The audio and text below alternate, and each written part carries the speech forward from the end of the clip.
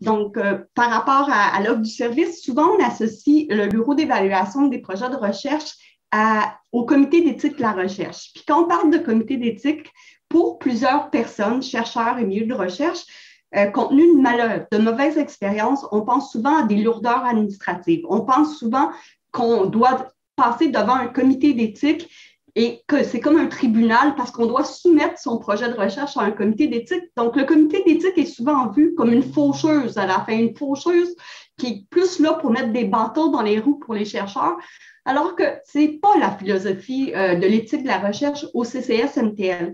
Au contraire, au CCS-MTL, on a vraiment une vision de voir l'éthique de la recherche comme étant, en fait, en collaboration ou étant en soutien aux chercheurs, et ça, dès le début de la conception du projet. Donc, nos comités d'éthique de la recherche au CCS-MTL sont en fait pro-recherche et sont là pour faciliter le déroulement des projets en offrant aux chercheurs ou aux milieux, coordonnateurs ou peu importe les personnes qui font de la recherche, en fait, des solutions, des façons de faire, justement pour que le projet puisse se dérouler.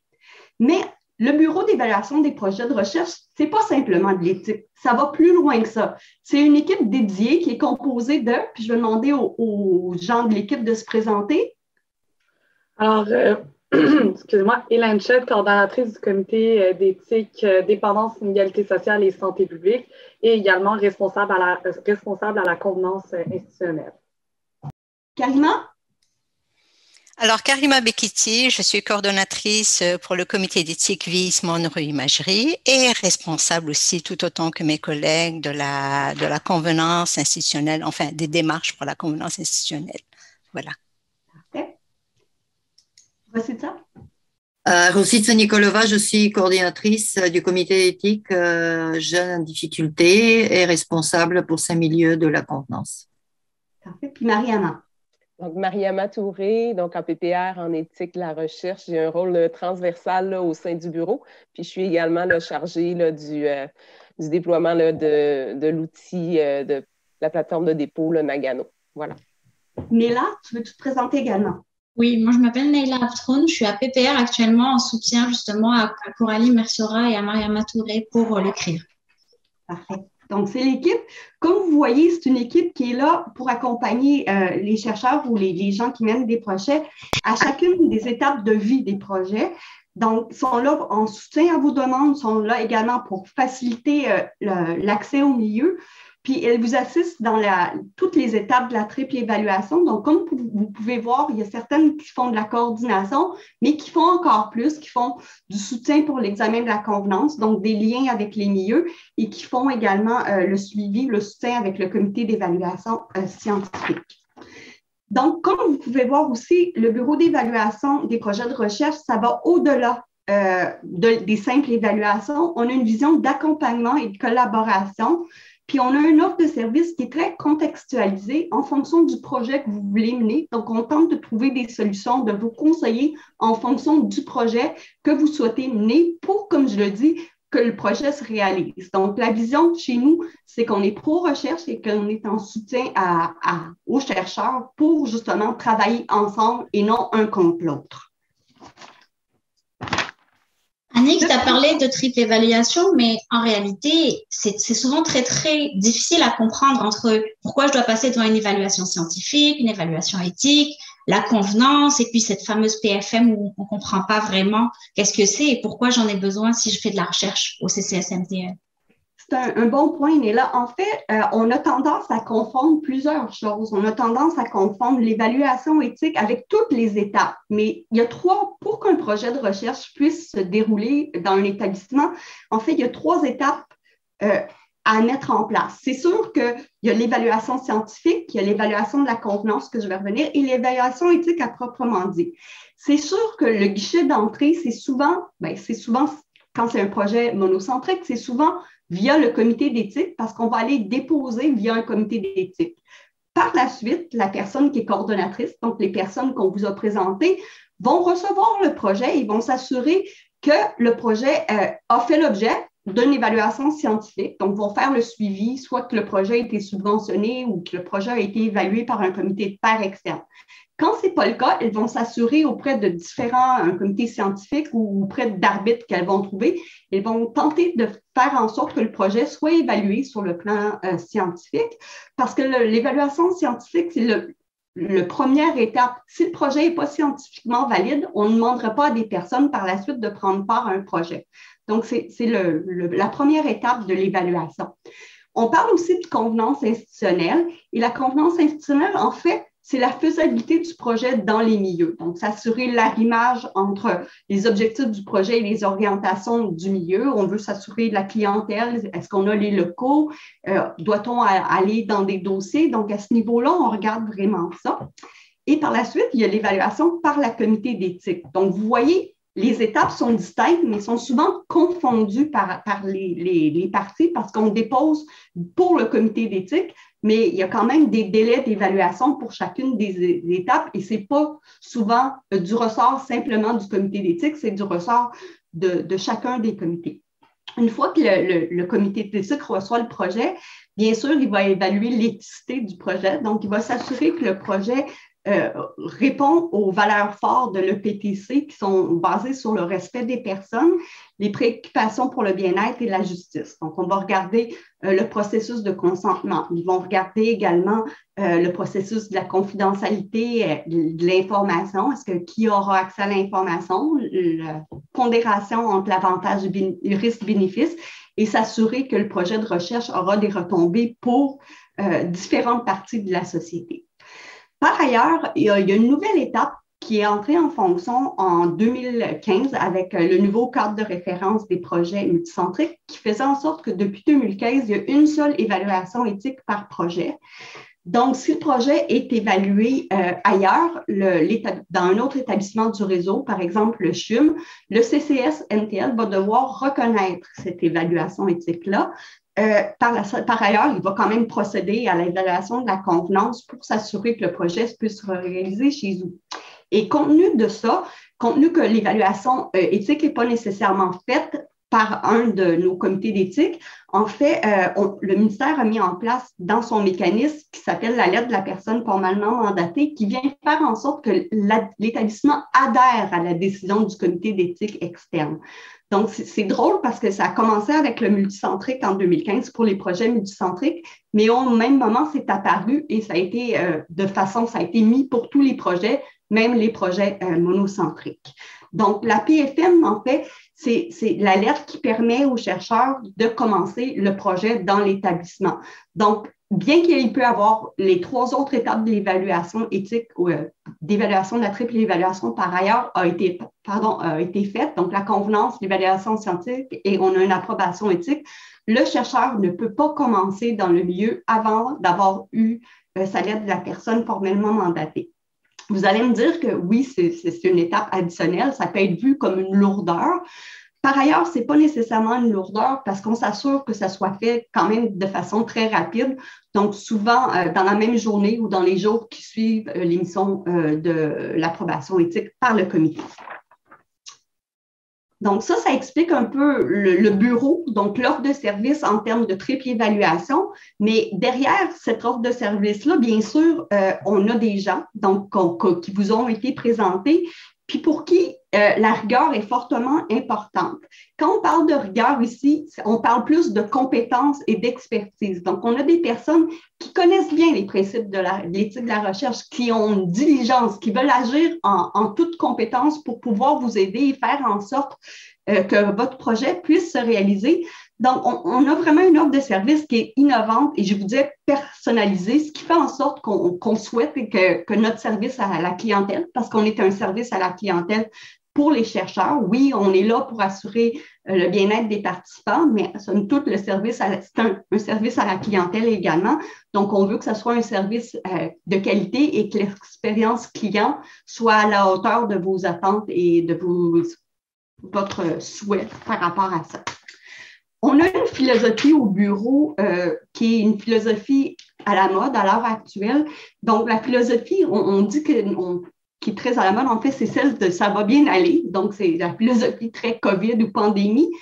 Pour nous, l'éthique de la recherche, comme je vous dis, ça doit être facilitant. Donc, c'est pour ça qu'on souhaite mettre de l'avant, ça va bien aller. Et cette philosophie-là est ancrée dans certaines valeurs. Donc, on parle de rigueur, d'accompagnement, de collaboration, d'accessibilité et de savoir-être. Et ce que on va faire présentement, c'est chacune des personnes du bureau, donc les coordonnatrices, vont se présenter, somme toute, par rapport à leur bureau et comment elles intègrent dans leur offre de service chacune ou ces valeurs-là qu'on met de l'avant.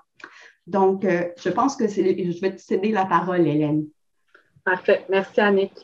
Donc, nous, on est le comité d'éthique, dépendance, inégalité sociale, santé publique. Donc, comme il est bien nommé dans son nom, on traite principalement des projets en sciences sociales.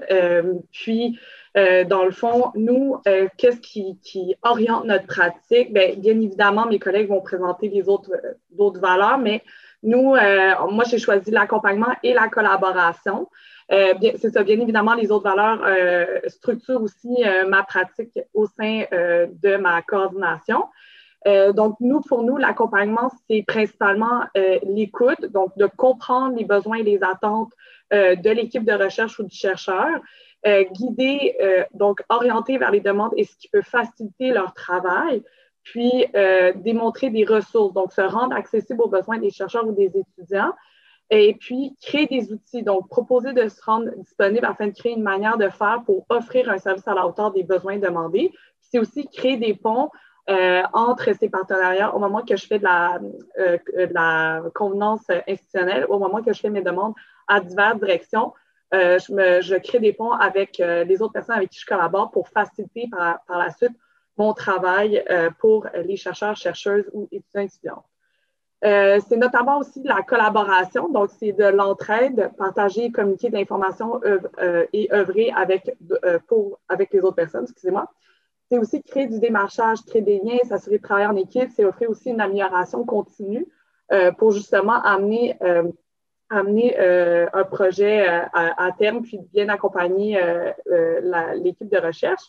C'est aussi se rendre disponible, donc créer des ouvertures, des opportunités et des avenues pour faciliter le travail, la transparence sur les étapes et les informations fournies, donc tout simplement rendre accessible les étapes et les informations au moment où est-ce qu'on est rendu, par exemple pour la convenance institutionnelle. Et c'est aussi un savoir-être, un savoir-agir. Et puis je finirai là-dessus. Donc, l'importance aussi de créer des liens avec mes milieux et les partenaires pour justement faciliter le tout avec les chercheurs et chercheuses. Bonjour, alors moi j'avais la valeur de l'accessibilité dont je voulais vous parler aujourd'hui. C'est une valeur importante pour moi et que j'essaie d'incarner quotidiennement dans mon travail de coordonnatrice du comité d'éthique de la recherche des établissements du CRIR. Parce que je trouve que c'est vraiment primordial que les chercheurs, les chercheuses puissent me rejoindre facilement dans les heures de travail, évidemment, mais qu'ils puissent avoir aussi une réponse assez rapide quand ils ont des questionnements, quand ils se retrouvent bloqués face à une situation. Puis c'est important aussi que les chercheurs et chercheuses puissent être à l'aise de poser toutes les questions qu'ils ont, tous les questionnements, qu'ils puissent présenter aussi tous les défis là, qui pourraient se présenter là, dans le courant de leur projet de recherche. Là. Il n'y a pas de bonnes ou de mauvaises questions. Fait que ça, c'est vraiment quelque chose que j'essaye d'incarner là, dans tout mon travail. Comment est-ce que ça se transcrit là, dans mon travail? C'est que, par exemple, lorsque je reçois une demande, je vais essayer d'évaluer le niveau de priorité de cette demande-là. Puis, en général, j'arrive toujours à trouver une réponse dans les 24-48 heures. Puis, si j'ai besoin d'aller chercher de l'information, parce que des fois, c'est vrai qu'il y a des situations qui sont un peu plus complexes ou que j'ai pas la connaissance tout de suite ou que j'ai besoin d'avoir des précisions où je peux pas prendre la décision moi-même, mais je vais dire aux chercheurs là, que j'ai pas la réponse, très honnêtement. Et puis ensuite que je vais aller la chercher. Et puis qu'il y aura des nouvelles de moi quand j'aurai reçu la réponse. quand la situation est complexe aussi, je n'hésite jamais à proposer une rencontre de vive voix. C'est-à-dire que c'est des fois plus facile de se parler au téléphone, d'aller décortiquer un peu la situation, d'aller voir l'enjeu, le niveau de priorité, la flexibilité aussi qu'on peut apporter à ça. Est-ce qu'il y a une solution ou est-ce qu'on peut en proposer plusieurs? Donc, ça c'est quand même assez facile. Puis depuis la pandémie, là, ça nous a quand même amené à être plus à l'aise avec des technologies comme Zoom ou Teams. Puis avec ce genre de logiciel-là, on arrive quand même assez facilement à se rencontrer, à partager nos écrans, à montrer aussi. Donc moi, ça m'aide si jamais il y a un truc qui bloque, par exemple sur notre plateforme de dépôt des projets, sur notre plateforme Nagano. S'il y a quelque chose qui bloque, ben c'est assez facile pour moi de partager mon écran, d'aller montrer au chercheur ou à la chercheuse quoi faire. Puis aussi, ça m'aide de voir aussi ce que la personne voit dans son écran parce que des fois, moi, j'ai pas accès aux mêmes informations qu'elle. Donc, voilà un peu comment j'incarne, je dirais, la valeur de flexibilité dans mon travail au quotidien en relation avec les chercheurs et les chercheuses du CRIL. Karima, je pense que la parole est à toi. Oh là là, le moment est arrivé. Bonjour à tous. Donc, pour continuer dans le sillage de mes collègues, je vais dire que je suis aussi tout ça, mais encore, les valeurs que nous prônons doivent vraiment vous parvenir. Vous devriez être en mesure de vibrer au final avec ces valeurs-là et être en mesure de vous les approprier. Si vous semez à tout vent dans un plan boueux, vous récolterez des vers de terre. Ce n'est pas du tout ce que vous vouliez au départ, on s'entend. Vous aviez une idée, un concept, mais pour concrétiser le concept, il faudrait qu'il soit fait d'une manière assez rigoureuse. Vous avez besoin d'un guide pour encadrer son développement. Moi, je vous invite à planifier votre démarche. On creuse un sillon, on loge nos graines et ce sillon-là, justement, il abrite une de mes valeurs, la rigueur, qui, une fois appliquée, va propulser votre projet en avant, parfois même au-delà de vos attentes. Alors, quand je parle de rigueur, c'est rigueur et non pas rigidité. La rigueur rime avec le respect des règles, la conformité, la rigueur scientifique, l'intégrité. Elle s'impose d'ailleurs par elle-même dans le cas de la recherche parce que vous êtes tenu de produire des résultats et les meilleurs. Donc, c'est par la qualité de vos conclusions que la communauté scientifique sera intéressée, sera interpellée, et c'est par l'excellence de vos publications que les bailleurs de fonds, on s'entend que les bailleurs de fonds, en ce moment, on peut parler de vache maigre, elle est très, très maigre, et on s'entend que tous les chercheurs s'abreuvent à la même source, donc il faut briller à ce moment-là pour sortir du lot, et c'est à ce moment-là qu'ils se laisseront, ces bailleurs de fonds, volontairement courtiser. En fait, nous sommes vos meilleurs partenaires. Vous ne le savez toujours pas, là, mais on est vraiment vos meilleurs partenaires là-dedans. Donc, j'aurai toujours la main tendue vers vous. Voilà. Je vais vous guider dans les dédales de l'éthique. On va descendre pas à pas. Et au meilleur de ma connaissance, je vous guiderai. Je travaille en équipe, comme mes collègues, avec des chercheurs et leurs dauphins, dans une collaboration au cours de laquelle on essaie de trouver des façons de faire qui sont plus à la mesure de ce que vous attendez, à trouver des alternatives à des problématiques factuelles. Ce sera comme du tailored, personnalisé selon vos besoins. Donc, cette collaboration, elle se veut fluide et elle se décline ainsi sous plusieurs formats. On est joignable par téléphone, par courriel, par Teams et même via Nagano. Donc, prenez le temps de nous contacter. Osons conjuguer nos efforts et merci de votre attention. Merci, Karima. On retourne avec Coralie. Voilà, alors une autre valeur que j'aurais voulu développer de loin pendant cette semaine de la mission universitaire du Centre-Sud de Montréal, c'est la valeur qui est évidemment incarnée, je pense, par tous mes autres collègues, mais la valeur du savoir-être. Alors, je l'ai divisée en deux peut-être concepts principaux, la courtoisie et la coopération. Donc, vraiment dans une optique là, de travailler avec le chercheuse ou la chercheur en tant que coordonnatrice du comité d'éthique de la recherche des établissements du CRIR. Dans un premier temps, c'est toujours bien important pour moi de comprendre la situation de la personne. Je dis chercheuse, chercheur, mais ça peut être aussi d'autres personnes de d'autres établissements, d'autres coordonnateurs, coordonnatrices d'un comité d'éthique de la recherche. Ça peut être aussi avec mes membres, là, évidemment. Mais c'est sûr que là, on est souvent en contact avec les chercheurs et chercheuses. Mais d'autres personnes pourraient avoir des demandes aussi. Donc, bien comprendre la situation de la personne en face de moi, son besoin, le contexte dans lequel il se présente, toujours avec en tête là, l'idée de priorité ou d'urgence dans lequel la demande s'inscrit. Et puis ensuite, ça va être vraiment important d'accompagner cette personne-là dans le défi dans lequel elle vit. Souvent, quand on nous écrit, c'est qu'il y a une question, un défi, un enjeu, un obstacle, une embûche. Là, fait que d'accompagner la personne là-dedans. Par exemple, en lien avec les chercheurs et chercheuses, ça a été particulièrement important.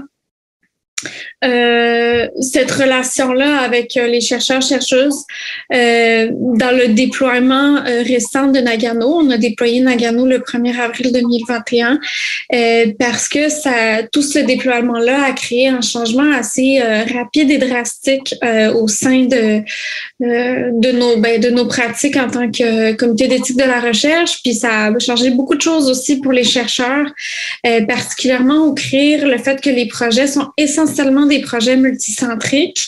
Ça a pu avoir beaucoup complexifié le travail des chercheurs qui se retrouvent maintenant à déposer leurs projets dans différents Nagano. Donc, il a fallu vraiment comprendre leurs questions, ce qu'ils comprenaient pas, puis aussi être là pour écouter, en écoute active, écouter un peu les choses qui allaient moins bien ou les réticences. Donc ça a vraiment été quelque chose qu'on a développé, là, que j'ai développé puis que j'ai essayé de mettre en pratique là, dans chacune de mes interactions. Donc voilà, je finirais ça en disant que pour moi, il est vraiment primordial de me mettre à disposition. Ça fait un lien avec la valeur d'accessibilité, par exemple, pour bien écouter et entendre le besoin de la personne en face de moi, pour pouvoir désamorcer éventuellement les potentielles situations conflictuelles ou les potentielles frustrations, par exemple, ou et peut-être même désamorcer des problématiques qui pourraient s'annoncer, prévoir un problème qui pourrait se poindre, justement dans le but là, d'assurer un meilleur service possible aux personnes là, qui requièrent notre aide quotidiennement au CER des établissements du CRIR. Merci Coralie. Rositza. Oui, bonjour. Je poursuis en fait dans la veine de l'accessibilité dont parlait ma collègue Coralie. En fait, c'est une valeur également du comité d'éthique jeunes en difficulté aussi, pas seulement à moi. Et cette accessibilité, moi, je tiens beaucoup au contact direct avec les chercheurs, avec les étudiants, avec les répondants à la recherche qui sont mes interlocuteurs dans les milieux. Pour moi, c'est extrêmement important le contact direct. Donc, je préfère parler au téléphone ou le voir en virtuel dans la situation actuelle, puisque ça me donne quand même une possibilité d'avoir cet échange personnalisé, de pouvoir mieux comprendre son problème en détail ou de pouvoir discuter plus et donner la possibilité en fait aux chercheurs de mieux m'expliquer c'est quoi le problème, qu'est-ce qu'ils voient comme difficulté. et évidemment de lui donner des possibilités de le résoudre, de mieux expliquer aussi les enjeux éthiques afin qu'on puisse solutionner ce problème-là en respectant les règles en éthique. Je me rends toujours également disponible pour avoir ce contact direct avec les chercheurs. Souvent, j'organise des rencontres lorsque, par exemple, le problème est extrêmement complexe et on a besoin quand même de regard du président du comité d'éthique jeunes en difficulté. Je conseille également beaucoup les étudiants. Souvent, ces étudiants-là sont à leur première demande. Donc, il est extrêmement important qu'ils comprennent en fait les enjeux en éthique pour mieux, évidemment, présenter leur projet. Et j'essaye toujours de leur donner de l'information supplémentaire pour leur futur projet ou même pour ne pas faire des erreurs plus tard. Parce que, bon, parfois, on se parle au début du processus par exemple, quand ils sont en train de remplir les différents formulaires, mais pour que la demande soit quand même rendue à l'étape de la présenter au comité éthique, il y a quand même un cheminement. Comme j'ai mentionné au début, je m'occupe également de la convenance pour les projets de recherche en programme jeunesse. Donc, mes interlocuteurs sont on les appelle les répondants à la recherche.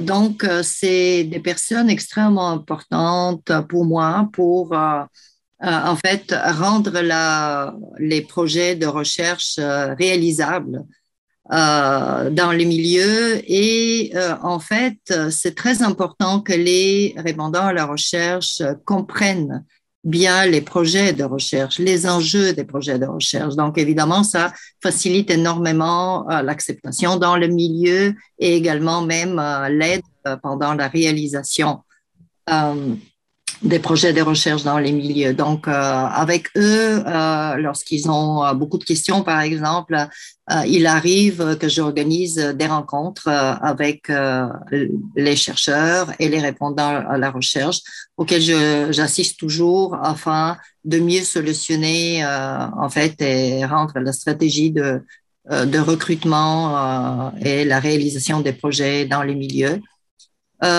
Aussi, je travaille, comme aussi mes collègues, avec le service d'accès aux dossiers. Donc, vous savez, il y a des projets qui sont juste sur des dossiers. Donc, on a besoin aussi de l'autorisation de la DSP qui est importante. Et une particularité pour moi, c'est pour avoir accès aux dossiers des jeunes contrevenants. Il y a quand même besoin d'avoir une autorisation supplémentaire du tribunal de la jeunesse. Donc, je travaille également avec les avocats du contentieux. Donc, pour moi, la valeur de savoir-être est très importante dans le sens que je suis toujours à l'écoute du chercheur. J'essaie toujours d'être compréhensive par rapport au problème parce que parfois, les chercheurs, en fait, ils ont du mal à joindre, c'est-à-dire à mieux présenter leurs problèmes, mais en respectant évidemment les règles en éthique. Donc, moi, j'essaye toujours, bien sûr, de les écouter et de trouver, en fait, les façons de solutionner leurs problèmes en comprenant la situation, en voyant les particularités, parce que bon, il y a quand même des particularités pour notre clientèle qui est extrêmement vulnérable et captive. Voilà, donc le processus d'approbation des projets en éthique peut avoir l'air très froid et rigide. Donc, il y a quand même des nuances et des flexibilités à utiliser lorsqu'on présente les projets. Aussi, je crois beaucoup, en fait, que l'éthique est incarnée chez les humains en général.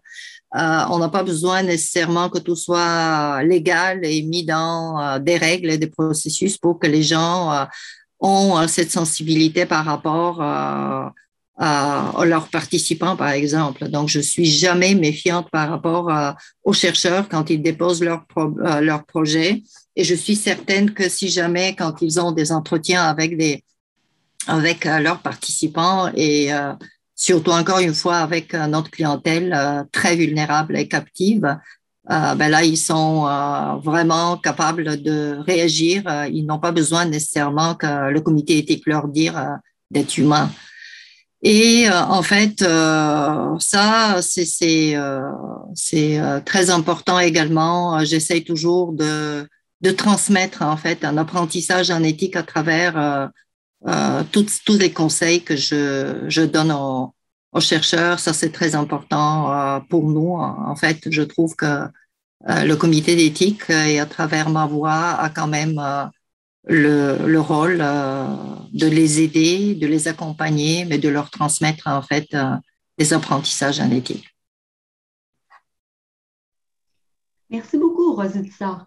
Mariana, la parole est à toi. Merci. Ben, je pense que mes collègues ont déjà dit beaucoup de choses. Moi, comme je me suis présentée là, avec mon chapeau de Nagano, ce que je vous propose pour conclure, c'est peut-être de reprendre chacune des valeurs dans le fond du bureau, puis de les regarder là, à travers la lunette justement de la plateforme Nagano, là, qui est un projet qui me tient à cœur, dans le fond, là, puis que j'ai mené là, au cours de la dernière année là, pour qu'il soit fonctionnel, dans le fond, présentement. Ce que je peux vous dire peut-être là, à propos de la rigueur dans Nagano, c'est qu'on a vraiment essayé de faire en sorte là, qu'elle soit présente là, dans tout le souci qu'on a eu d'inclure là, des éléments pour clarifier ou justifier là, certaines questions là, qui sont posées à travers la plateforme. On a essayé d'ajouter des définitions pour mieux comprendre, là, des fois, certains concepts qui peuvent être arides. On a mis des indices, là, c'est-à-dire là, il y a des encadrés rouges parfois qui donnent des explications supplémentaires. Ou encore des liens vers des textes de référence, là, comme soit notre cadre réglementaire au CCSMTL, le PTC2 ou le cadre de référence multicentrique.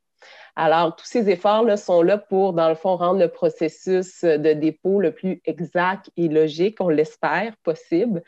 Puis l'idée à travers ça, c'est vraiment d'essayer de réduire le plus possible les allers-retours avec les chercheurs pour faire en sorte que de limiter les délais là, quant à l'évaluation des projets. Donc, c'est encore là à fignoler, je vous dirais. Là, on n'est pas prêt à dire qu'on a pris avec Nagano là, une vitesse qui est supérieure à celle qu'on avait avant, mais on vise à accélérer les choses. Une autre valeur dont je peux vous parler par rapport à Nagano, c'est évidemment l'accompagnement. Dans le cadre là, du déploiement puis de l'implantation de la plateforme, là, on a vraiment eu à cœur là, d'accompagner tout le monde dans le changement. Autant mes collègues là, coordonnatrices que Annick là, qui agit aussi là, comme personne formellement mandatée pour autoriser les projets de recherche, mais également les chercheurs, leurs assistants, leurs étudiants. Puis bientôt aussi, il y aura des évaluateurs de convenance ou des membres de comités d'éthique. Donc, on essaie vraiment d'offrir là, un soutien le plus personnalisé possible pour s'assurer de la bonne utilisation là, de la plateforme. Je peux également vous parler de la collaboration. On a vraiment essayé de bâtir notre projet Nagano en consultant le plus possible d'intervenants. Entre autres, je vous dirais que les membres et les présidents de comités d'éthique ainsi que des chercheurs ont été impliqués là, dans un comité de travail pour élaborer là, une version, entre autres, harmonisée du formulaire de dépôt qui est utilisé là, par les différents comités d'éthique.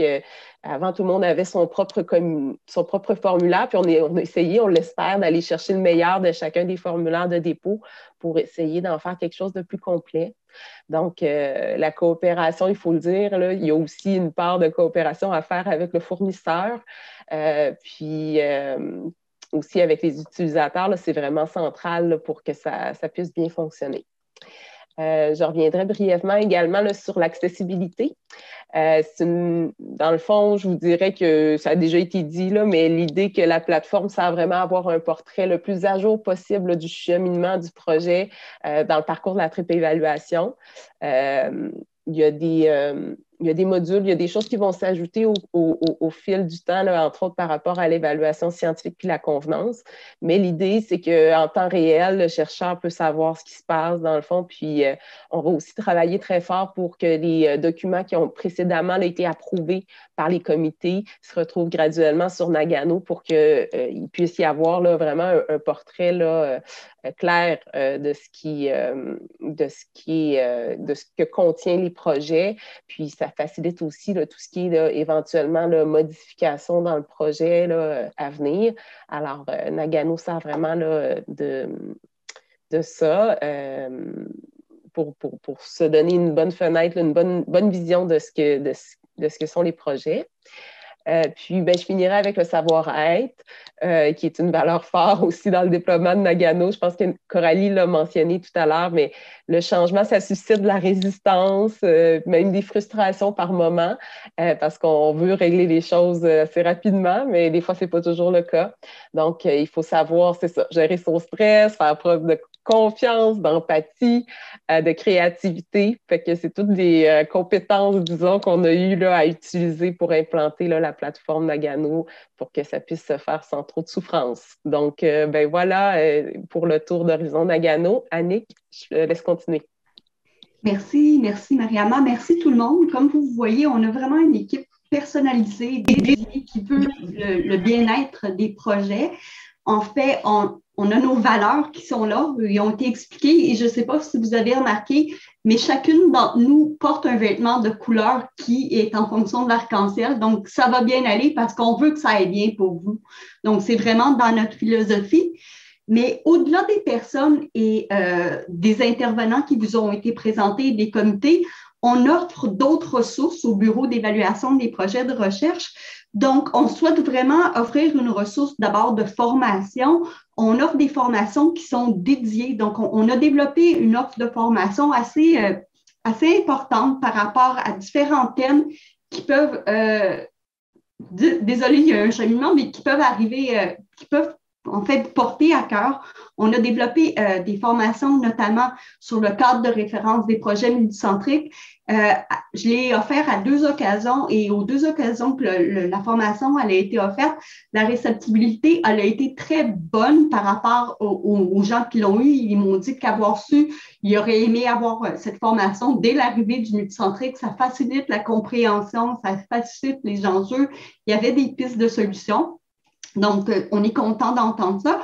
On a aussi développé une formation qui s'appelle l'éthique de la recherche, un survol, qui reprend grandement les principes forts en éthique de la recherche. Donc, oui, la triple évaluation et tout ça, mais on va plus loin, on va dans l'historique et tout ça.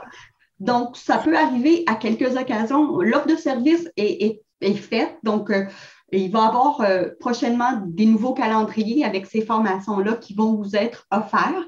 C'est sûr qu'on demeure à l'écoute de vos besoins aussi en termes de formation. On est prêt à développer des formations selon vos intérêts ou selon les intérêts du moment en éthique de la recherche. On va en avoir une sur la conduite responsable.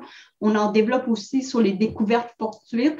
Donc, c'est quand même un service ou une offre qui peut être très pertinente tant pour les chercheurs, les coordonnateurs de recherche, les étudiants, ou même les milieux par rapport à certains gens. Parfois, les milieux assistent aux conférences et comprennent également que l'intégration intègre les principes qu'on met de l'avant. On a aussi développé, puis ça, je suis vraiment contente, des outils qui s'appellent des aides-mémoires qui reprennent des principes forts qui sont contenus soit dans notre cadre réglementaire, qui est quand même le document maître au CCSNTL en termes d'éthique de la recherche, mais qui reprend aussi les principes forts de l'énoncé de politique des 3 conseils. Donc, on a développé une fiche synthèse ou un aide-mémoire sur la recherche sur dossier. Il y en a une qui reprend les principes de la triple évaluation de la personne formellement mandatée. Il y a une évaluation, une aide-mémoire qui porte sur l'évaluation proportionnelle, une sur le consentement à la recherche et l'autre sur le droit des participants. Donc, à travers l'équipe, on a développé justement ces fiches-là pour justement vous rendre accessible facilement l'information, que ça soit très compréhensible et que ça soit des outils qui sont facilitants pour les chercheurs. Et j'ai vu qu'Aurélie était là présentement, donc je souhaite la remercier parce que c'est Aurélie qui a mis en page les aides-mémoires et on est très content du concept et de la façon que ça a été orchestré. Donc, merci beaucoup, Aurélie, pour ça. Et par rapport à ça, en fait, comme vous allez pouvoir, le bureau travaille avec les milieux, il y a de la collaboration à tous les niveaux, mais il y a aussi une collaboration qui est particulière, qui date de la dernière ou des 2 dernières années. On a travaillé fort avec la DQE-PE par rapport au développement d'une procédure d'accompagnement en éthique pour des projets qui impliquent des personnes ou leurs données. Donc, on parle ici pas de projets de recherche, mais de projets similaires à de la recherche, donc d'évaluation de programmes, des sondages, pour lesquels il pourrait avoir des enjeux qui sont sensiblement les mêmes qu'en éthique de la recherche, mais que la visée, ce n'est pas de la recherche, c'est autre chose.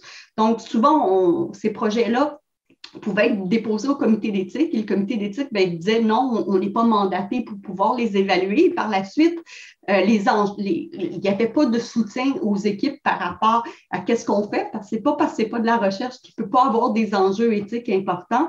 Donc, on est très contente de cette offre de service-là, puis qui est parallèle et qui est innovante. Je vous dirais, encore là, on ne vient pas remplacer du tout les comités d'éthique de la recherche. Ce n'est pas ça, c'est une offre complémentaire, comme je vous dis, pour des projets autres que des projets de recherche. Donc, ce n'est pas une façon détournée non plus de ne pas faire évaluer votre projet par le comité d'éthique. Quand c'est un projet de recherche, bien sûr, le comité qui a juridiction, c'est vraiment le comité d'éthique.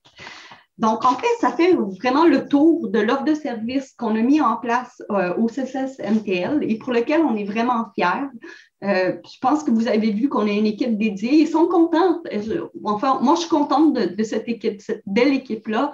Je suis contente de travailler avec ces collègues-là. Puis, on est là comme en soutien. Donc, je sais que parfois, les expériences n'ont peut-être pas été optimales avec les comités d'éthique, mais on souhaite quand même rectifier le tir, puis on souhaite être à votre écoute et selon vos besoins.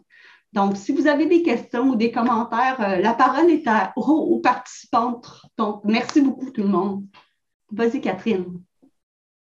Oui, bonjour. En fait, je voulais juste vous remercier pour la présentation. Je trouve que ça fait un bon tour de qui vous êtes et ce que vous offrez, en fait. En fait, moi, je veux juste dire, on le sait, nous, on a eu certaines expériences un petit peu plus difficiles. Donc, en fait, ce que je veux souligner, c'est qu'on est en train, au CREMIS, de rebâtir les liens de confiance, les habitudes avec le comité d'éthique. Puis, on est très content, en fait, je pense, de pouvoir compter sur votre collaboration pour ça, parce qu'évidemment, c'est important pour nous que les chercheurs puissent mener des projets de recherche, évidemment, qui sont rigoureux, éthiques, dans le respect des personnes, etc., mais que ça puisse se faire au sein de notre CIUS. C'est fondamental pour la mission de nos centres.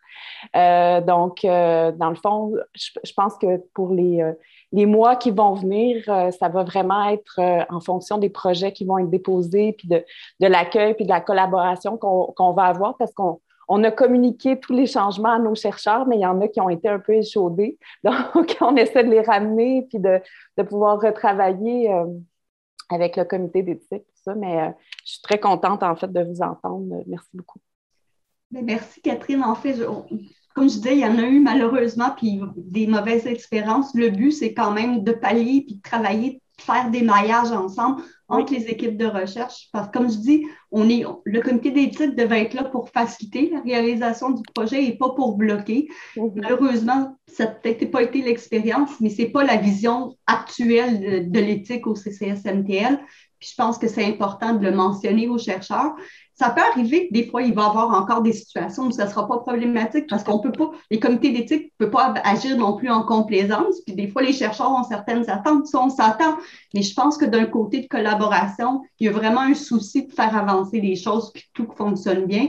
Puis je pense que le dialogue est important aussi. Donc, s'il y a des problématiques qui sont là, de nous les faire part tout de suite pour qu'on les traite rapidement ou que ça soit amené justement pour pas que ça aille dans une situation problématique et que ça escalade par la suite. Ça, je dis à Catherine, mais c'est bon pour tous les participants là, l'expérience est comme ça pour tout le monde. Là. Voilà. Oui, puis je pense que c'est notre rôle aussi, disons, comme coordonnatrice de recherche, chef de service, de justement faire le relais avec vous. Puis je voulais juste souligner, en fait, par rapport à Nagano, par exemple, Marianne. Oui, ben en fait, on a eu des super bons commentaires de nos chercheurs parce que justement, ils ont été partie prenante de la démarche. Ils ont eu l'impression d'être compris, écoutés, de pouvoir collaborer, puis tout ça. Donc, je pense que ça, c'était vraiment une expérience positive. Oui. Merci beaucoup, Catherine. Est-ce que d'autres participantes, parce que j'ai l'impression que nous sommes juste des femmes aujourd'hui, donc, alors que, est-ce qu'il y aurait d'autres commentaires, d'autres suggestions ou tout ça? Puis, on est toujours en mode d'amélioration continue, hein? Donc, je veux dire, si vous avez des commentaires, comme Catherine vient de nous en mentionner, on les prend de façon toujours constructive. Je pense qu'on est toujours, en tant qu'être humain, on est en mode toujours amélioration. Donc, en tant que responsable de l'éthique, on a la même philosophie également.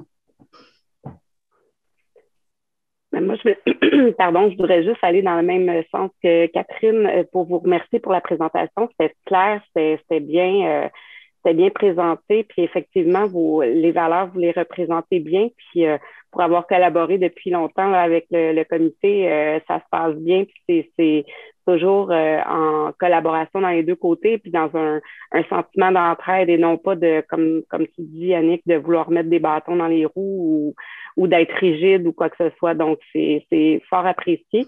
Je pense que les formations que vous offrez, on gagnerait à les mettre de l'avant encore plus envers nos chercheurs, en tout cas dans les centres de recherche, pour que justement, ils soient peut-être plus à l'affût ou en tout cas au courant de ce qui se fait, puis de peut-être démystifier un peu justement cette grosse machine-là qui voit parfois comme plus, parfois positivement, mais parfois négativement. Fait que je pense que c'est une bonne démarche, puis des bons pas vers l'avant pour que la collaboration soit juste encore meilleure. Donc, alors, merci pour cette présentation. Merci, Manon. Puis, on va aller dans le sens, effectivement, on aimerait ça mettre de l'avant les formations, les offrir plus souvent que moins souvent.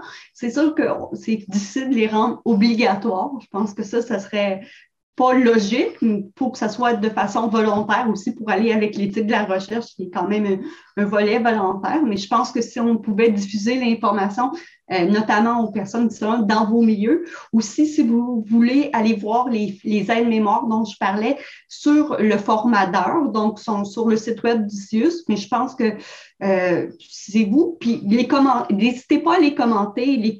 Je veux dire, comme je vous dis, on peut les bonifier, puis s'il y a d'autres fiches qui seraient d'intérêt pour eux ou d'autres formations, faites-nous part, on est là pour vous. Je pense que, comme je dis, on est en soutien, on est une offre de service, un service à la clientèle qui veut vous aider. Donc, voilà. Mais c'est à nous aussi un peu moi, j'ai participé à une des formations, puis on était peu nombreux, malheureusement, mais c'est ça, c'est à nous, soit ceux qui ont fait qui ont assisté à la formation, quoi que ce soit, de publiciser aussi pour dire, ça vaut la peine, puis d'en faire la promotion un peu. Donc, je pense que tout le monde serait gagnant si on fait tout ça. Merci, Manon. Donc, s'il n'y a pas d'autres commentaires, d'autres questions, je mettrai fin à la session. C'est sûr qu'on avait prévu un bloc de 2 heures, mais on savait que ça n'allait pas durer 2 heures. Donc, je pense que tout le monde, vous allez pouvoir aller vaquer à d'autres occupations. Mais je suis très contente d'avoir eu on ne savait pas le nombre parce qu'on a fait en inscription libre. Donc, on est contente d'avoir eu un public. Merci tout le monde, puis c'est vraiment apprécié. Merci beaucoup. Merci. Bonne journée. Bonne journée. Merci. Bonne journée. Bonne journée. À la prochaine.